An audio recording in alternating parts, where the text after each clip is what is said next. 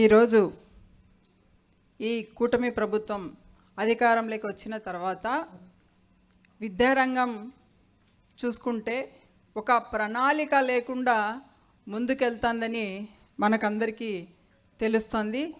ఎందుకంటే ఈరోజు గత సంవత్సరం నుంచి అందరూ గమనిస్తూనే ఉన్నారు ఈ విద్యారంగాన్ని ఎలా ముందుకు తీసుకెళ్తుంది ఈ కూటమి ప్రభుత్వం అనే దాని మీద. అయితే గతంలో జగన్మోహన్ రెడ్డి గారి పరిపాలనలో ఒక విద్యాశాఖకే దాదాపుగా 74,000 కోట్లు ఖర్చు పెట్టడం జరిగింది. నిజంగా 74,000 కోట్లు అనేది చిన్న విషయం కాదు. 74,000 కోట్లతో కొన్ని ప్రాజెక్టులే చేయొచ్చు. కానీ ఎందుకు విద్యకు 74,000 కోట్లు ఖర్చు పెట్టాడంటే ప్రతి పేద పిల్లలు చదవాలని ఒక మంచి ఆలోచనతోనే ఆ రోజు జగన్మోహన్ రెడ్డి గారి పరిపాలనలో ఆ విధంగా ముందుకు సాగడం జరిగింది. అదేవిధంగా చూసుకుంటే భారతదేశంలో ఎక్కడా లేని విధంగా మన మాజీ ముఖ్యమంత్రి గారైన జగన్మోహన్ రెడ్డి గారు ఎడ్యుకేషన్ మీద అనేక రివ్యూస్ చేయడం జరిగింది. ఎవ్వరూ కూడా ఇంతవరకు ముఖ్యమంత్రులు అనేవారు ఎవ్వరూ కూడా ఎడ్యుకేషన్ మీద ఇన్ని రివ్యూస్ చేసిన వాళ్ళు లేరు. ఇది నేను గంటపదంగా చెప్పగలుగుతాను. ఎందుకంటే ఒక సీఎం గారు ఎడ్యుకేషన్ డిపార్ట్మెంట్ ఆఫీసర్స్ని అందరినీ పిలిపించుకొని దాదాపుగా నెలలో 2-3 సార్లు రివ్యూస్ చేసేవాళ్ళు. ఎందుకంటే ఒక మంచి పరిపాలన అంటే ఒక మంచి విద్యను పేద పిల్లలకు అందించాలి, మంచి భవిష్యత్తు ఇవ్వాలని ఒక మంచి లక్ష్యంతో ఆ రోజు జగన్మోహన్ రెడ్డి గారి పరిపాలన అంతా చక్కగా జరిగి విద్యార్థులకు మంచి విద్యను అందించే పరిస్థితి ఉన్నింది. చూసుకుంటే అదేవిధంగా అనేక పథకాలు కూడా మంచి సౌకర్యాలతో నాడు నేడు కావచ్చు, పౌష్టికాహారంతో గోరుముద్ద కావచ్చు, అలాగే ప్రతి పేద విద్యార్థి చదవాలి, పేదరికం చదువుకు అడ్డు రాకూడదనే మంచి ఆలోచనతో అమ్మఒడి కావచ్చు, అదే విధంగా ఇంగ్లీష్ మీడియం కావచ్చు, బైలింగ్వల్ టెక్స్ట్ బుక్స్ కావచ్చు, ఇంకా మనకు టోఫెల్ కావచ్చు, సిబిఎస్ కావచ్చు, ఐబీసీ కరికులం కావచ్చు, అనేక రకాలుగా ఆ రోజు జగన్మోహన్ రెడ్డి గారు పిల్లలను గ్లోబల్ సిటిజన్గా తీర్చిదిద్దాలనే ఆలోచనతోనే డిజిటల్ బోర్డ్స్ తీసుకురావడం జరిగింది, ట్యాబ్స్ తీసుకురావడం జరిగింది, స్మార్ట్ టీవీస్ ఇవ్వడం జరిగింది. ఇది అనేక రకాలుగా చదువును ఒక మంచిగా ముందుకు తీసుకెళ్ళాలనే ఒక ఆలోచనతో ముందుకెళ్ళడం జరిగింది. అదే చూసుకుంటే ఈరోజు ఇప్పుడున్న ఈ కూటమి ప్రభుత్వంలో ఈ ప్రభుత్వం చేసే ఈ విద్యాశాఖను నిజంగా గతంలో జగన్మోహన్ రెడ్డి గారు అమలుపరిచిన పథకాలన్నీ వాళ్ళు అమలు పరచలేదు. ఎందుకు ఈ విషయం చెప్తున్నానంటే జగన్మోహన్ రెడ్డి గారు ఏవైతే అమలుపరిచారో అవి వీళ్ళు తీసుకురాకూడదనే ఆలోచనతో కొన్నిటికి పేరు మార్చి కొన్ని అమలుపరుస్తున్నారు. అయితే ఇప్పుడు వాళ్ళు ఒక్కటే చెప్పారు, జగన్మోహన్ రెడ్డి గారు విద్యా వ్యవస్థను గాడి తప్పిస్తున్నారని గతంలో చెప్పిన ఈ కూటమి ప్రభుత్వం పెద్దలే ఈరోజు ఈ విద్యాశాఖను గాడి తప్పిస్తున్నారని నేను అనుకుంటున్నా. ఎందుకంటే ఈరోజు ఈ మధ్యకాలంలో మీరంతా చూస్తున్నారు, టీచర్స్ కూడా రోడ్ల మీదకి వచ్చి ధర్నాలు చేస్తున్నారు. ఒక సంవత్సరంలోనే టీచర్స్కు కూడా న్యాయం చేయలేని ప్రభుత్వం ఇది. టీచర్స్ని కూడా రోడ్డు మీదకి లాగిన ప్రభుత్వం ఇదని నేను చెప్తున్నాను.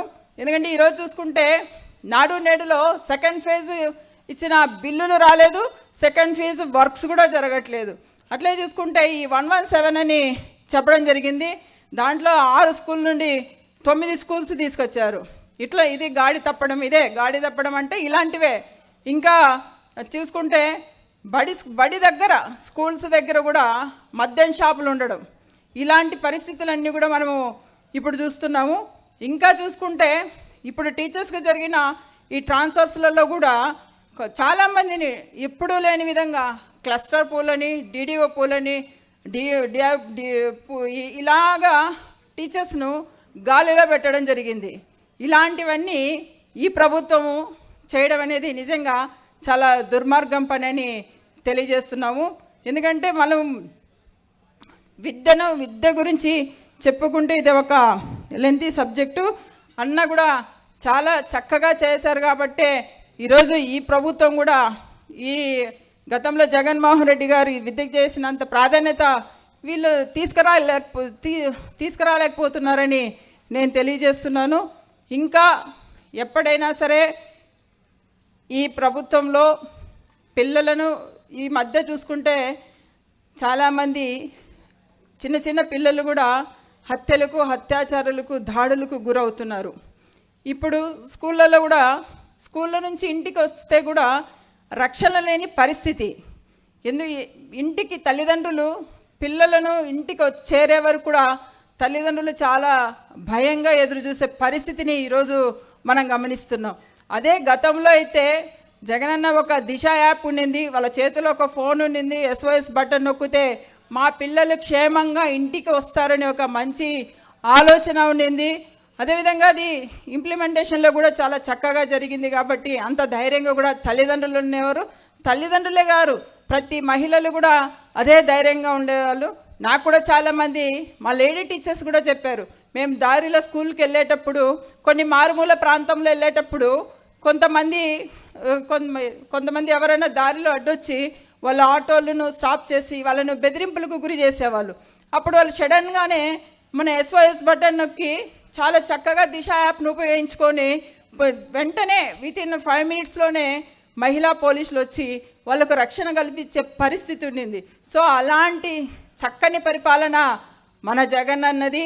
మళ్ళా అలాంటి మంచి పరిపాలనను మనము తెచ్చుకోవాలని, మన జగనన్నను మళ్ళీ మనం సీఎం చేసుకోవాలని, మనందరం కలిసికట్టుగా పని చేయాలని మీ అందరికి కూడా తెలియజేస్తున్నాను. మనకే కాదు, ప్రతి ఒక్కరూ కూడా ఈరోజు కూటమి ప్రభుత్వంకు ఓటేసిన ప్రతి మహిళలు కూడా ఆలోచిస్తున్నారు, ఎందుకు మనం ఈ ప్రభుత్వానికి ఓటేసామా అని. ఒకవైపు ఆర్థికంగా దెబ్బతింటే, ఒకవైపు మెంటల్ టెన్షన్, ఎప్పుడు ఎవరు ఏం చేస్తారనే భయాందోళనకి గురవుతున్న పరిస్థితులు ఈరోజు మనం చూస్తున్నాం. కాబట్టి మళ్ళీ మన ఆంధ్ర ప్రశాంతంగా ఉండాలి అంటే మళ్ళీ మన జగనన్నను మనం ఖచ్చితంగా సీఎం చేసుకోవాలని మీ అందరికీ తెలియజేసుకుంటూ థ్యాంక్ యూ అనడాలి.